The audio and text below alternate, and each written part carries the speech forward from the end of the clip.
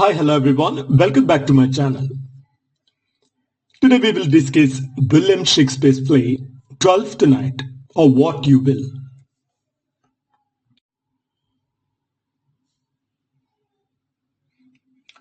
Twelfth Night, or What You Will, written around a 1600 or 1602 and published in a first folio of 1623.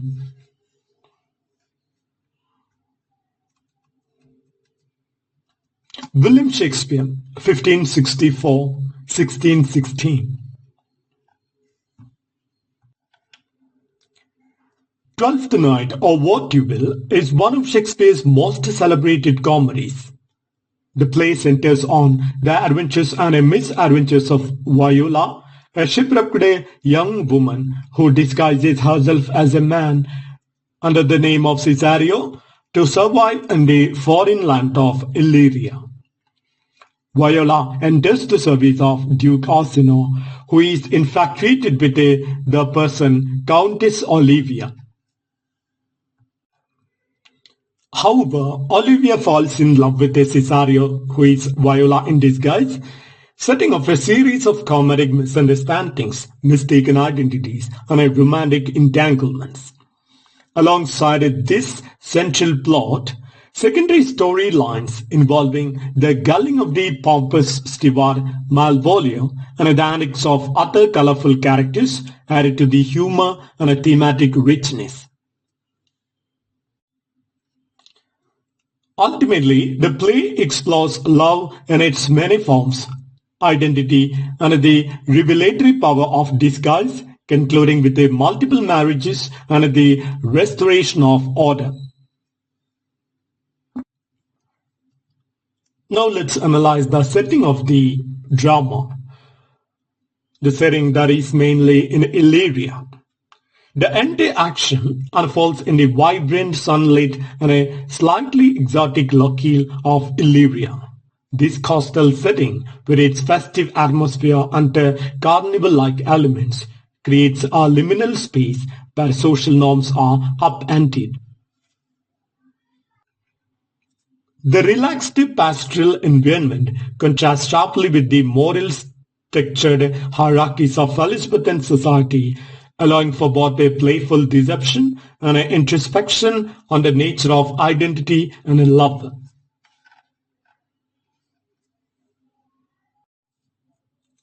The next setting is carnival and festivity. The title, Twelfth Night, itself refers to a festive time when the norms are suspended and roles are reversed. This setting underlines the play's theme of transformation and the fluidity of identity, where masks, both literal and metaphorical masks, permit characters to explore alternative selves. Now let's analyze the main themes. Love in its many forms. Romantic love, self-love and vanity, unrequited love, platonic love and friendship. First of all, romantic love. The unorthodox love triangles and mistaken identities underscore the irrational, unpredictable, and often humorous nature of love. Self-love and vanity. Characters such as Malvolio illustrates how self-love and vanity can lead to delusion and misfortune. Unrequited love. Orsino's infatuation with Olivia and Viola's secret love for Orsino highlight the pain and the comedy inherent in unreciprocated affection. Platonic love and friendship. The bonds between characters like Sebastian and Viola, especially once their identities are revealed, reinforce the idea that love transcends conventional boundaries. The next theme, identity and disguise. The central device of disguise, Viola disguising as Cesario, raises questions about gender, identity, and the performative nature of social roles.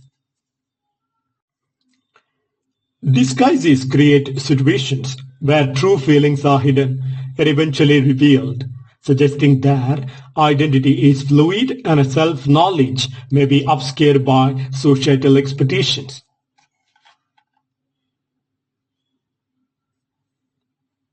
The next theme, that is the inversion of social order. The play revels in the temporary overturning of societal hierarchies, as characters like Malvolio, who is usually bound by social constraints, are both ridiculed and momentarily empowered. Festive chaos allows for exploration of social mobility and the questioning of rigid class distinctions. The next theme, that is illusion versus reality. Within numerous cases of mistaken identity and deceptive appearances, the play asks a question: what is real in love and in life? The tension between appearance and reality encourages the audience to question not just the characters' identities, but also their own perceptions of truth.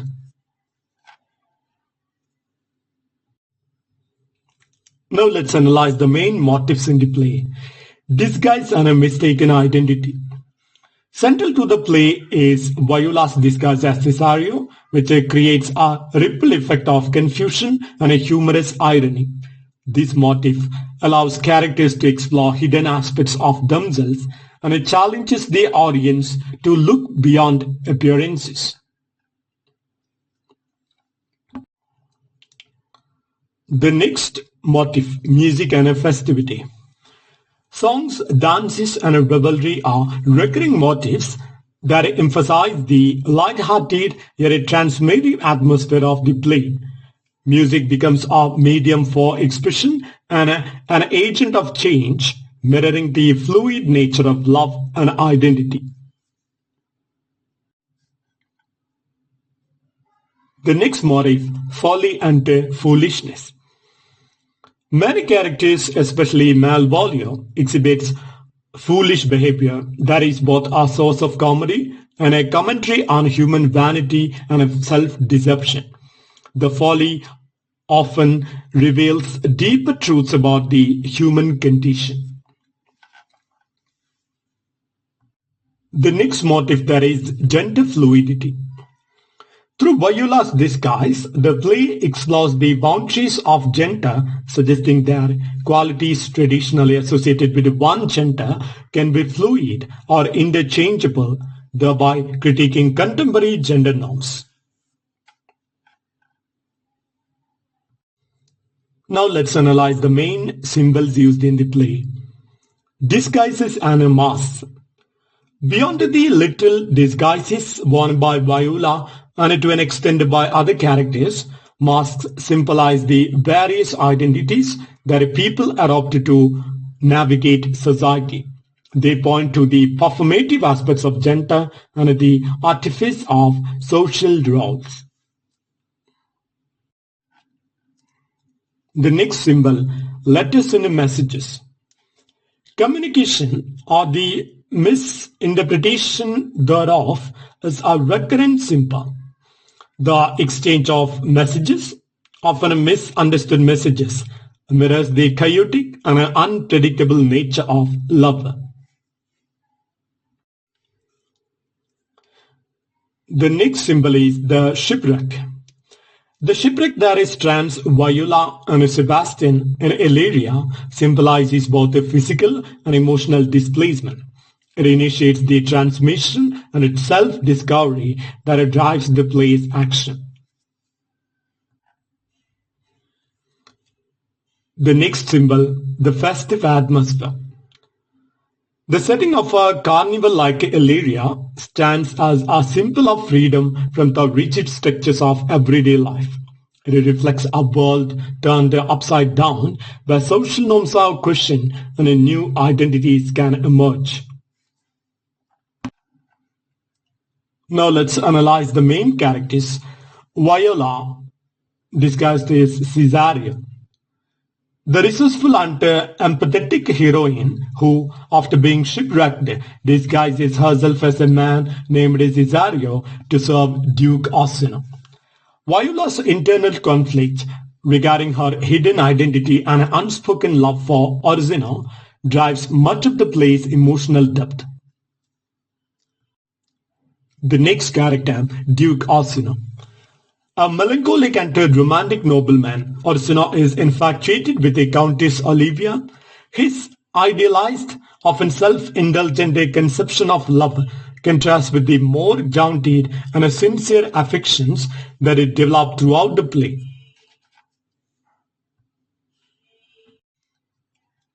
The next character is Countess Olivia, a wealthy and a beautiful noble woman who, mourning her brother's death, rejects Orsino's advances, only to fall in love with Cesario, unaware of his true identity.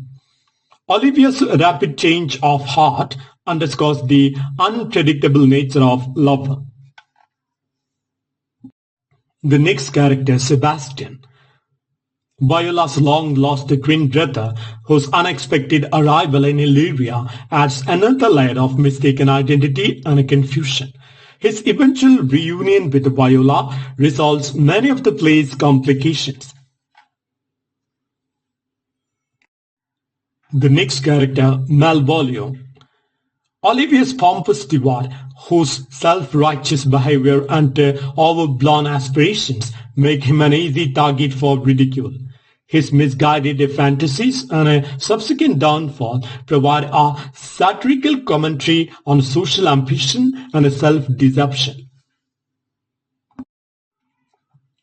The next character, Sir Toby Belch, Olivia's uncle, known for his bawdy humor, lover's revelry, and a carefree attitude. Sir Toby's antics, along with his mischief-maker friends, contribute significantly to the play's comic tone. The next character, Maria, Olivia's witty and resourceful maid, who orchestrates much of the humor at Malvolio's expense. Her cunning and involvement in the subplot emphasize the theme of disguise and social inversion.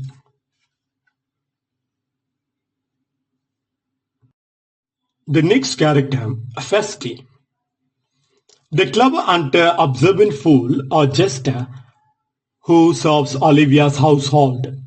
Festi's commentary on the events around him and his use of wit and song provide an insightful, though often ironic perspective on love, folly, and the nature of identity. Now let's analyze the detailed summary of the play. First act first, shipwreck, disguise, and unrequited desires. The play opens amid the chaos of a shipwreck off the coast of Illyria. We are introduced to Viola, who survives the disaster and distraught at the presumed loss of her twin brother Sebastian, quickly realizes that survival in this strange land depends on wit and adaptability.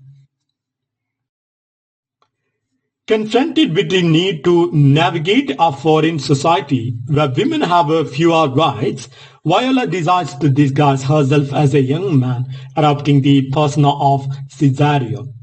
This act of self-preservation also sets the stage for the central dramatic irony, that is, while Viola's true identity remains hidden from those around her, the audience is aware of her inner life and her burgeoning emotions.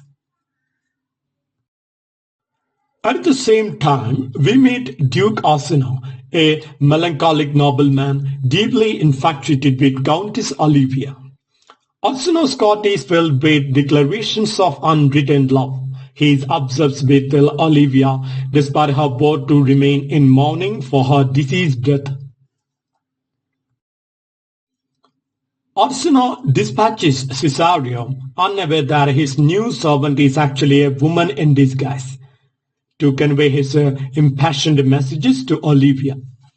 Meanwhile, Olivia herself appears as a figure of refined grief and a capriciousness. Though she has sworn off male company following her brother's death, she becomes intrigued and eventually smitten by the earnest, appealing nature of Cesario, that is Viola's speech.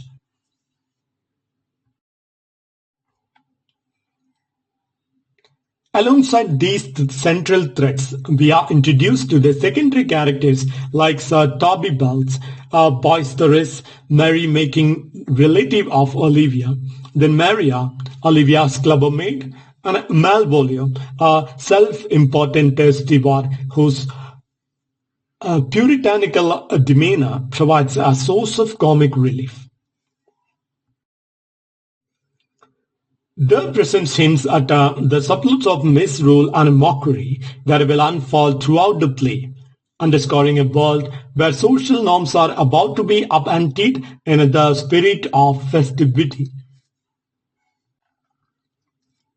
Now let's go to Act Second, the web of mistaken identity and the blooming of love. In Act Second, the complications deepen as Viola, now firmly in her role as Cesario, begins her duties in Orsino's service. She skillfully delivers Orsino's impassioned love letters to Olivia, yet in doing so, she unwittingly sparks a reciprocal attraction in Olivia. Struck by the charm and the sincerity in Cesario's words, Olivia finds herself falling for the disguised Viola, an irony that adds layers to the theme of appearance versus reality. Simultaneously, the romantic triangle begins to form. Duke Orsino remains blissfully absorbed in his idealized love for Olivia, unaware that the messenger he trusts not only speaks for him but also harbors secret personal feelings for her own. Viola, forced to serve as an intermediary, becomes emotionally torn. Her inner conflict is palpable. She is developing affection for her master, Orsino, even as she empathizes with Olivia's newfound passion for Cesario, a passion based on the very voice and mannerisms that are in fact her own. Meanwhile, the subplot with the Olivia's household gains momentum. Sir Toby Belts and Maria conspire to ridicule Malvolio, whose self-righteous air makes him an easy target for practical jokes. The seeds of his impending downfall are sown here, as his vanity and a strict adherence to social decorum contrast sharply with the festive, unrestrained atmosphere that permeates Olivia. The act further develops the motives of disguise and mistaken identity, establishing that love and desire in Olivia are as fluid and unpredictable as the shifting roles its characters assume. Now we will move to Act 3, where we have heightened confusions and the tipping point of the play. Act 3 brings the web of mistaken identities and unspoken affections to a critical juncture. Viola, still disguised as Cesario, continues her delicate balancing act between the conflicting affectations of her master and her unwitting admirer, Olivia. Her interactions are charged with a dramatic irony. That is, the audience is privy to her inner turmoil and unspoken love, even as the other characters remain oblivious to the truth.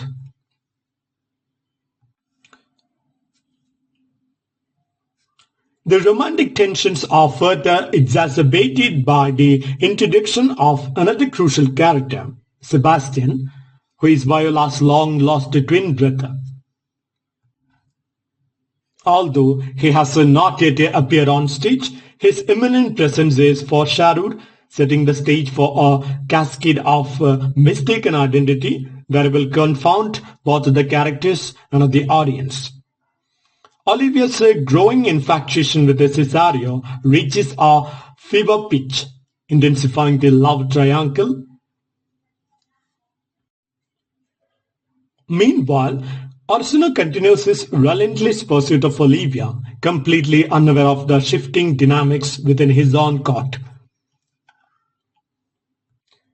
The comedic subplot also takes center stage as Sir Toby, along with his cohorts, including the foolish person Sir Andrew Agucheek, further schemes against Malvolio.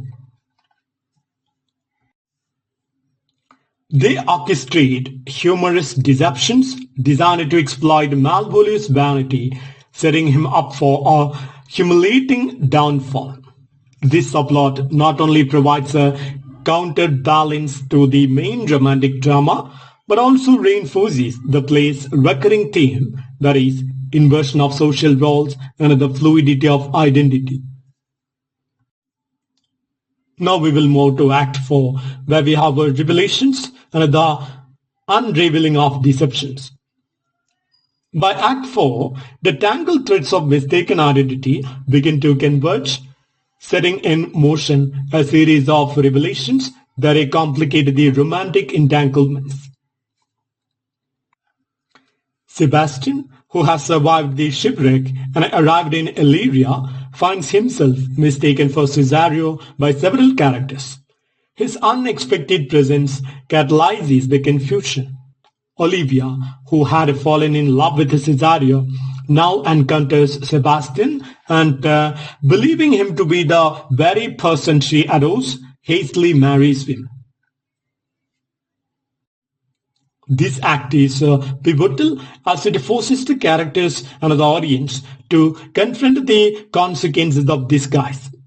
Viola, still in guise of Cesario, is thrown into an emotional maelstrom upon meeting her twin brother.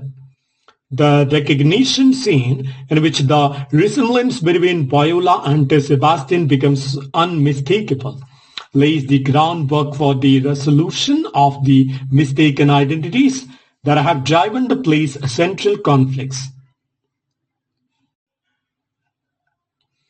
At the same time, the subplots begin to wind down. The schemes against Malvolio reach the climax as he becomes increasingly isolated and humiliated by his own misjudgments.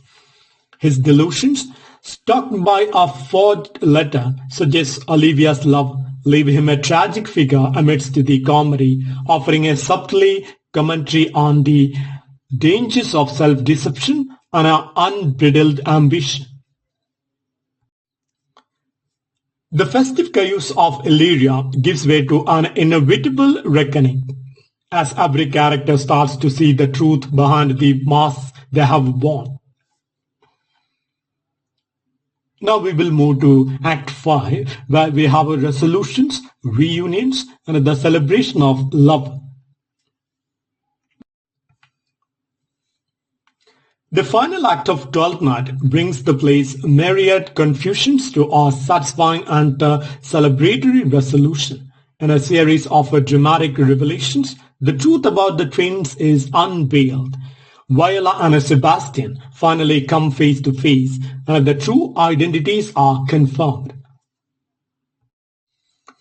This moment of recognition unravels this elaborate web of mistaken identities. Olivia's marriage to Sebastian is revealed to be a happy accident rather than a premeditated choice, and Duke Orsino begins to see the person behind Cesario's disguise. Orsino, who has long pined for Olivia, is confronted with the unexpected twist of fate when he realizes that his true feelings have been redirected all along. Recognizing Viola's steadfast loyalty and a genuine affection, Orsino's heart shifts toward the disguised servant. In a final act of transformation, love is realigned. Multiple reunions are formed, mending the chaotic romantic triangle. Viola's secret is no longer a burden, but a revelation that it restores order to Illyria. Meanwhile, the comedic subplot involving Malvolio reaches its conclusion. Although his humiliation has provided much of the play's humor, The fallout from his delusions is resolved, if not entirely sympathetically, at least in a way that serves as a cautionary counterpoint to the exuberant, forgiving spirit of the play. Ultimately, Act 5 sees a restoration of harmony and a social order. The festive spirit inherent in the play's title, referring to the carnival-like tradition of role reversals and a revelry during Twelfth Night, is fulfilled as misunderstandings are cleared, identities are revealed, and love finds its proper expression. The play closes with the celebrations and the promise of new beginnings, reinforcing Shakespeare's message about the transformative power of love, the fluidity of identity, and the joy that can emerge from chaos. Now let's analyze the main chords from the play. The first one. If music be the food of love, play on. It's spoken by Duke Orsino in Act 4, Scene 1st. These famous opening lines sets the tone for the play's preoccupation with love. Orsino's desire to be overwhelmed by love and to cure his melancholic longing through an excess of music introduces love as both a passionate and unpredictable force. It also hints at the idea that art, here in the form of music, can intensify human emotion. The next chord. Oh, when mine eyes did see Olivia first, methought she purged the air of pestilence. In the same opening scenes, Orsino idealizes Olivia. This line reveals how love transforms perception. Even something as repellent as a pestilence is cleansed in the light of first love. It reflects the romantic notion that a beauty and attraction can redeem even a tainted world. Now the next chord. Better a witty fool than a foolish wit. Uttered by the witty fool Fiste, likely in Act 1st early in the play, this line both praises cleverness and mocks empty intelligence. It underscores one of Twelfth Night's recurring themes, that is, the value of humor and the social role of the fool, who, by speaking truth in disguise, often reveals deeper insights into the nature of love and society. Now we will move to the next chord, that is, I am a great eater of beef, and I believe that it does harm to my wit. So Toby Belch's self-deprecating remark that is found in Act 1st mixes bawdy humor with a subtle critique of over-intelligence. In a festive environment where norms are upended, his comment serves as an early hint that excess in a food, drink, or behavior can dull one's mind, and also sets up the playful irreverence that characterizes the unfolding merriment in Illyria.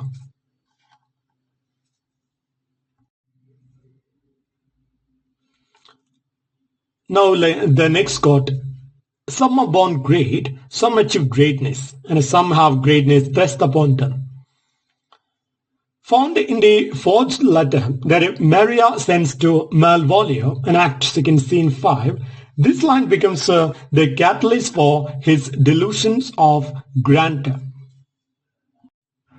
It satirizes social ambition and the absurdity of self-importance, while underscoring the theme of appearance versus reality. Malvolio's misinterpretation of these words is a comic commentary on how easily one can be deceived by flattering words.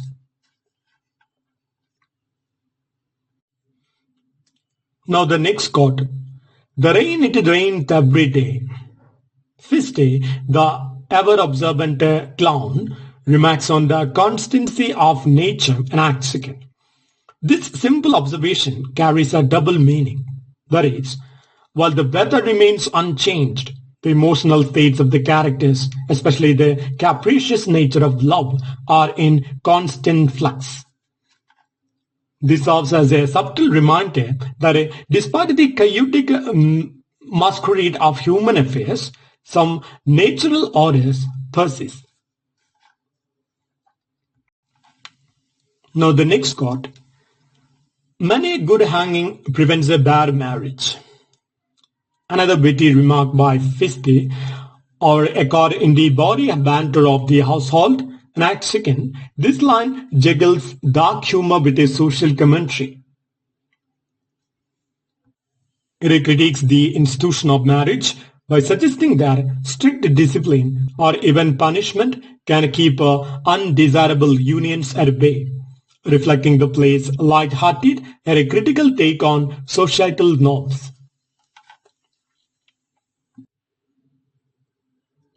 Now the next quote. Love sought is good, but given unsought is better. Spoken by Olivier in Act Second, this line encapsulates one of the play's central ideas about love. It contrasts active pursuit with the serendipity of unbidden affection, suggesting that genuine love may flourish more naturally when it is unexpected. This sentiment sets the stage for the later reversals of attraction and mistaken identity. Now the next quote. Oh, you are sick of self-love, Malvolio. Also in Act Second, Olivier chides Malvolio for his narcissistic behavior. The rebuke not only highlights the folly of self-obsession, but also ties into the broader themes of disguise.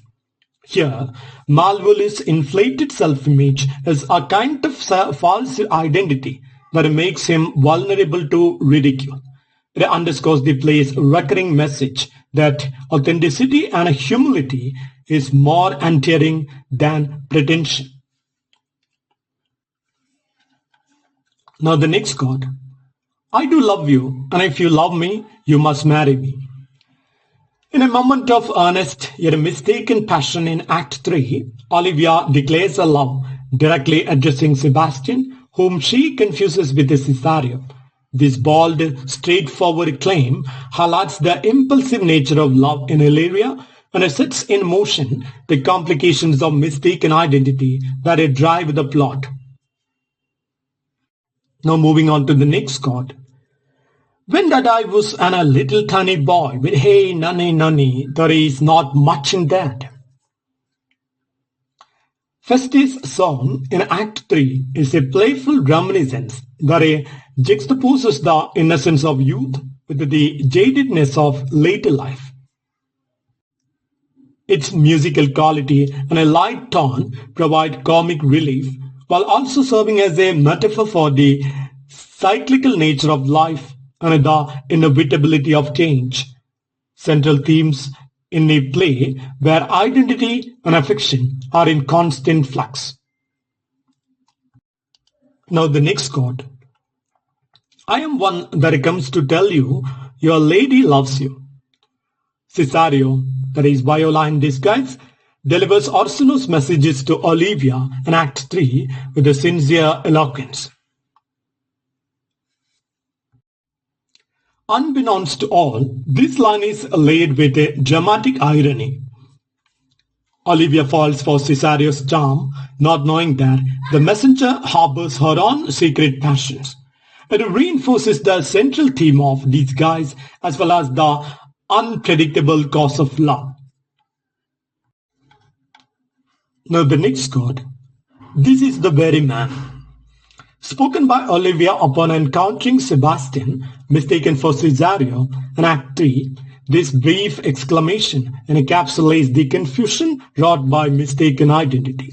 It symbolizes the moment when external appearances override inner truths, a motif that will eventually lead to both comedic and revelatory outcomes as the character's true selves emerge. Now the next quote. What, my dear, are these confused similarities?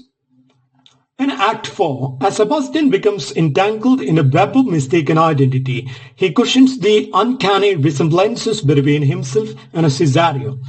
This line highlights the play's central motive, that is, how disguise can blur the boundaries between self and other, true and pretense, and sets the stage for the eventual unraveling of secrets.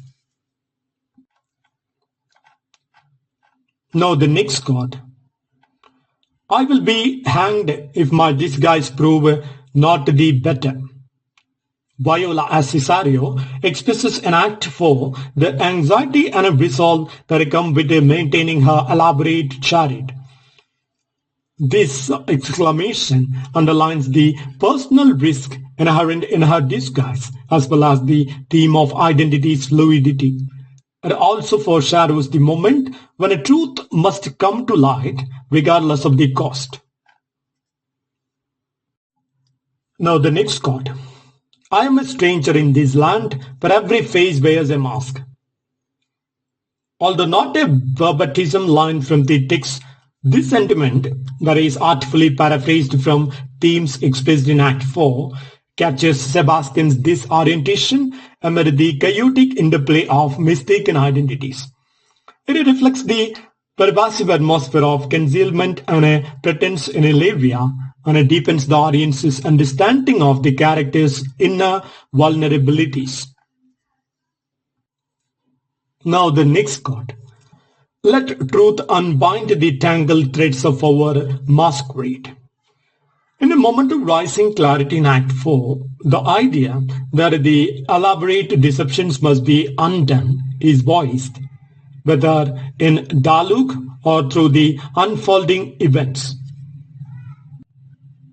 This constructed line, reflecting play's spirit, encapsulates the mounting pressure for revelation and the restoration of order, pointing toward the imminent unmasking of all disguises.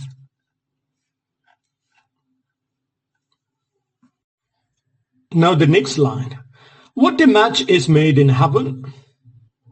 In the joyful denouement of Act 5, Olivia exclaims this line upon the final resolution of mistaken identities and romantic entanglements. It celebrates the serendipitous unions that have emerged from chaos, suggesting that even the most convoluted paths in love may lead to divinely ordained happiness. Now the next line. Now all our labours mend, and the masquerade is over. As the true identities of Viola and Sebastian are revealed and the tangled web of deception is untied, this line, whether spoken by Viola or Sino or as a collective sentiment, heralds the restoration of order.